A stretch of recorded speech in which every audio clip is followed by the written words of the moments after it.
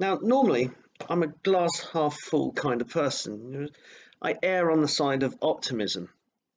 It wasn't always thus. Over the years, I have struggled with depression, despair, the black dog, as Churchill put it. But experience has taught me that things aren't quite as bleak as you imagine. There's a lot of fear and worry as your mind goes down all the permutations and possibilities of what might be going wrong, and that you get wrapped up in these permutations that you can't see a clear exit. And that's what's got me through is kind of experiencing thinking, actually, no, let's take a deep breath and let's assess the likelihood of things happening.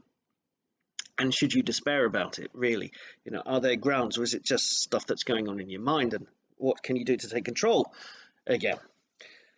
But I have to admit, I have been sorely tested by what's been going on this week in the United Kingdom. Now, normally on the Biscuit, I would cover about 3 or 4 topics.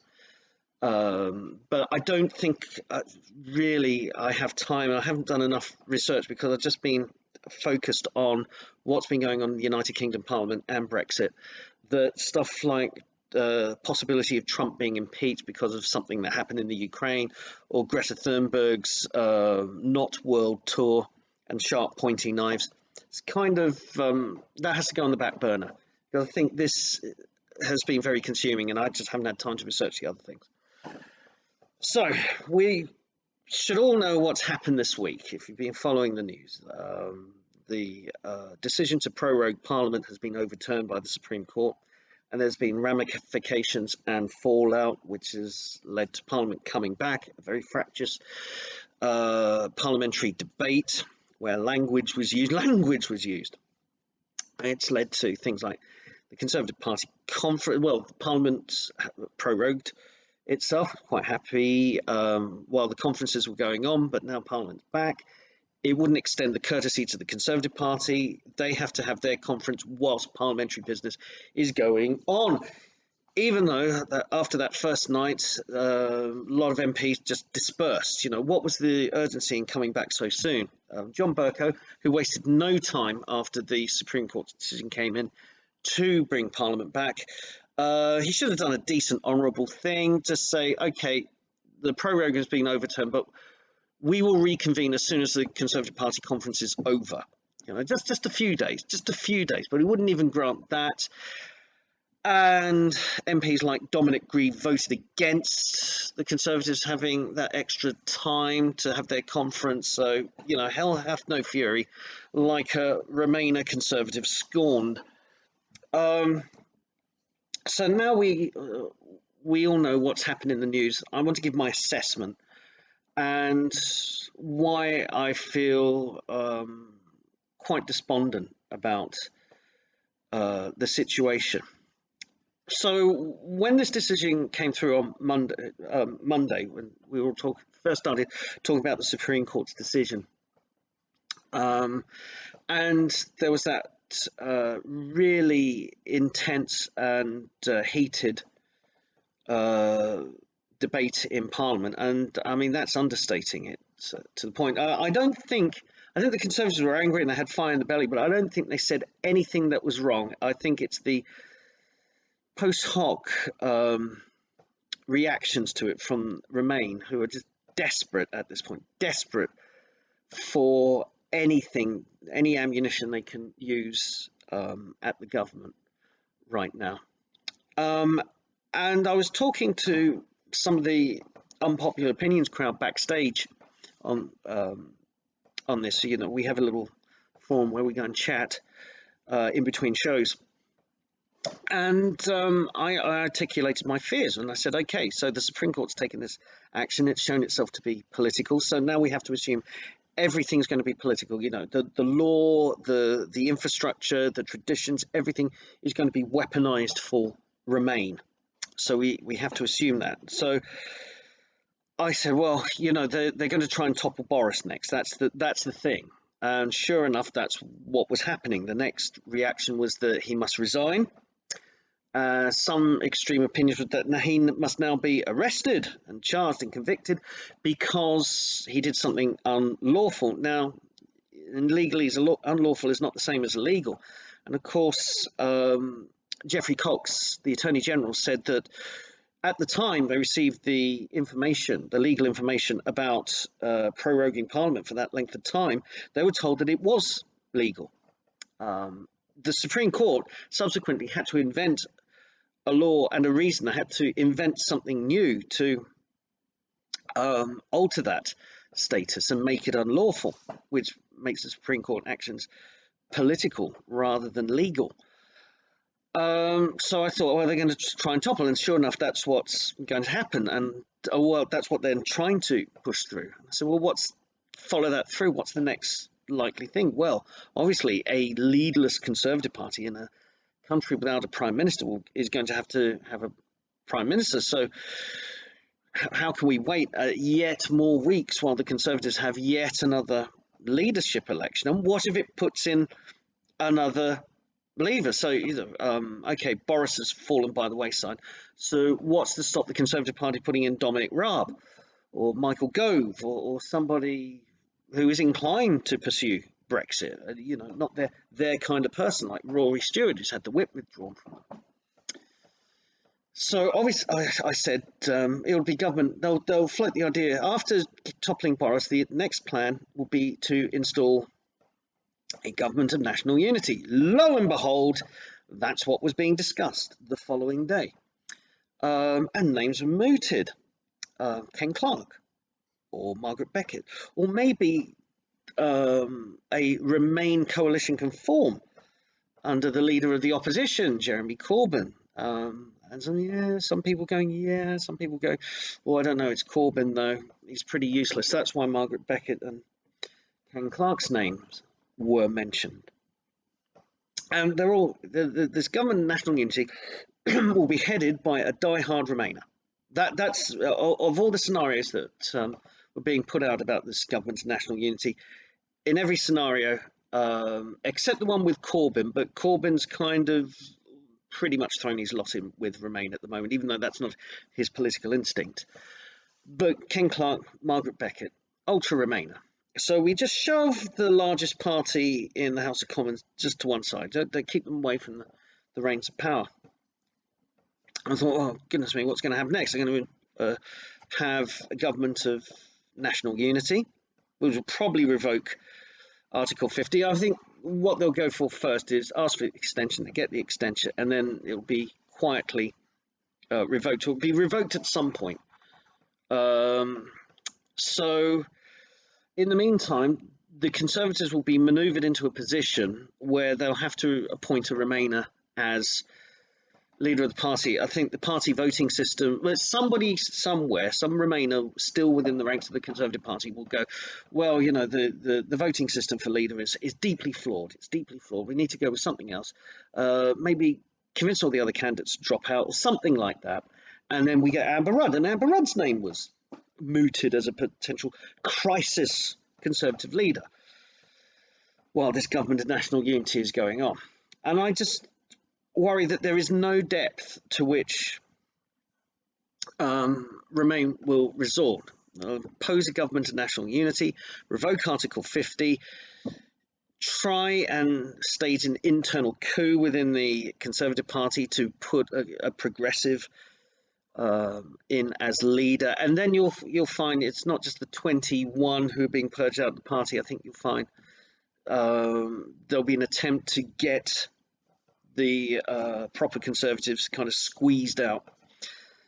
And as my live stream colleague Shinobi Yaka put it, did you know that in a government of national unity, you're under no obligation to hold a general election?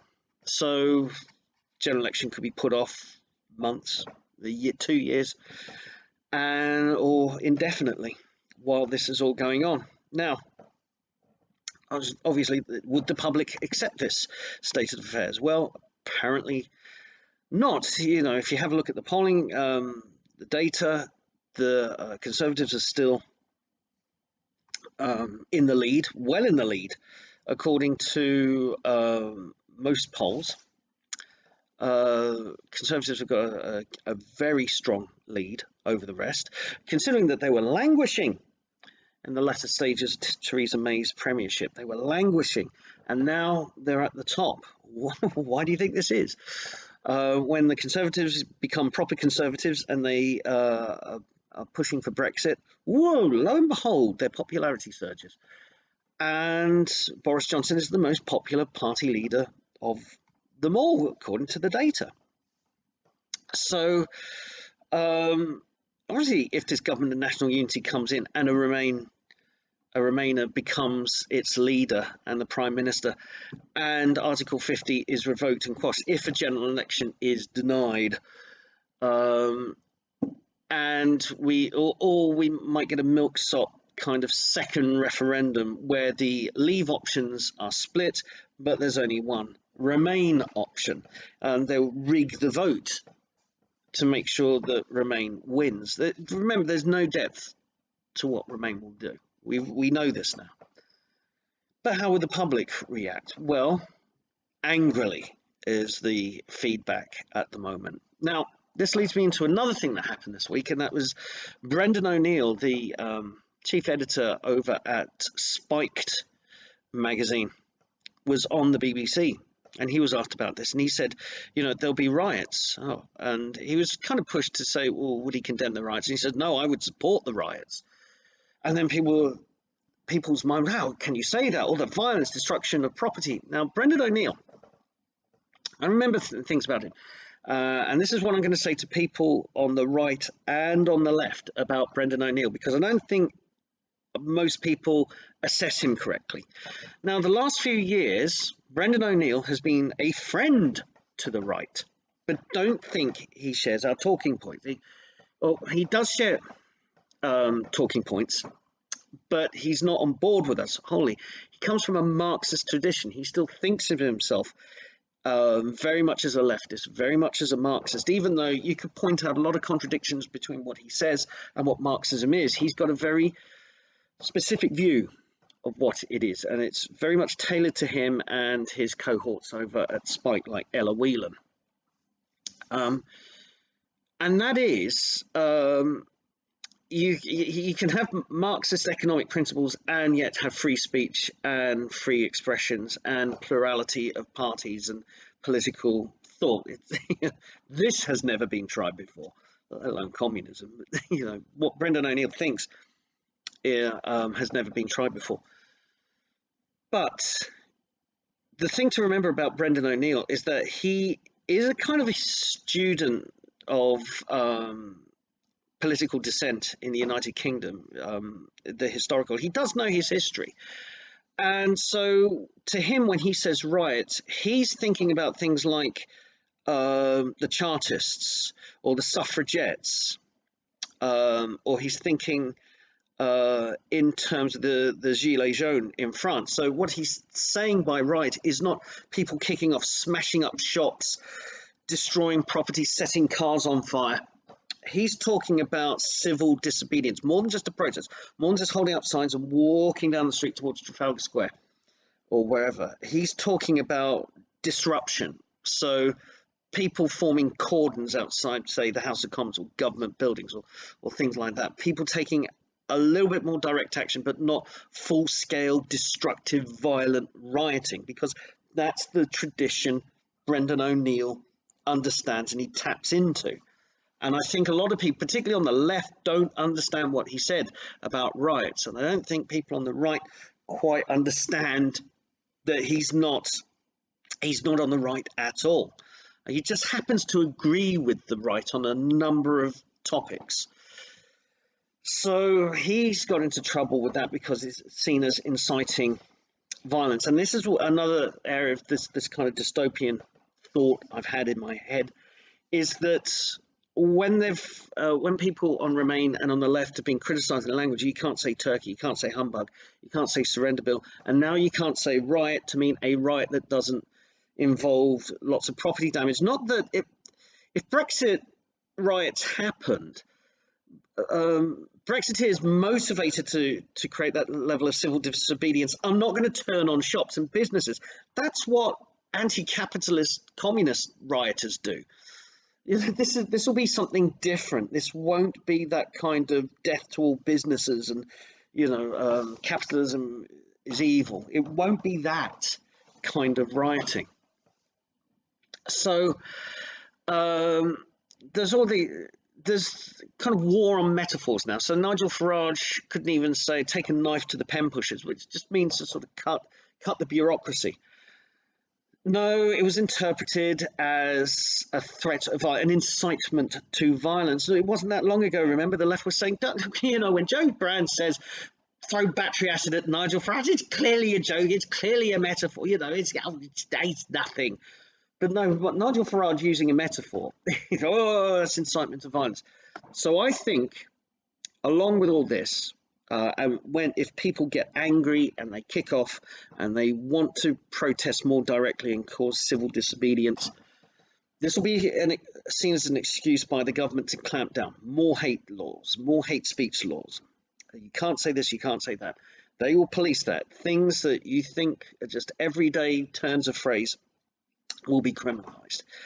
And so we're looking at this nightmare scenario where we have this government imposed on us, and it will overturn the democratic mandate. It will clamp down on free speech, expression, and protest, and will end up with Britain absolutely shattered. The way we know Britain, and we've known it for centuries, that will be shattered, and we will just be under some kind of protectorate. Call it what you will, going under the guise of government and national unity. And how long will that be in power is anybody's guess.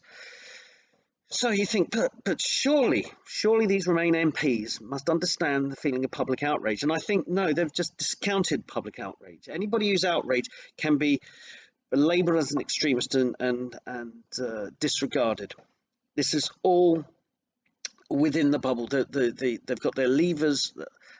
They've got their hands on all the power levers, and they're flipping them. Sometimes they're wrestling with the government and with the public over control of these levers, but they have access to everything. They've got access into schools, parliament, politics, the civil service, the media, the Church of England, every single minority interest group there is, and they will flip these levers in any combination to get the result they want. And we are in truly dark times, ladies and gentlemen, and I don't know what's going to happen. It's just watch this space, really. We have been having discussions, the unpopular opinions crowd, and well, we've all come up with different scenarios, but hold on. If you are a Brexiter, just hold your nerve. If you're a Remainer and somehow you're watching this, please just don't take your foot off the throat of everybody else. Take your foot off the throat of Joe Public, and just say, come on, this kind of authoritarianism, it's not worth it. And I think, well, don't these MPs, don't these Remainers know what they're doing? They're breaking the whole country. But if you think the EU is better than your own country, I don't think they care too much about what they break. In fact, if they destroy everything and replace it with the EU template, they won't consider that a sad thing. So maybe they are there with the matches and the petrol, pouring everything on everything, and just wanting it all to burn. And on that note, that really does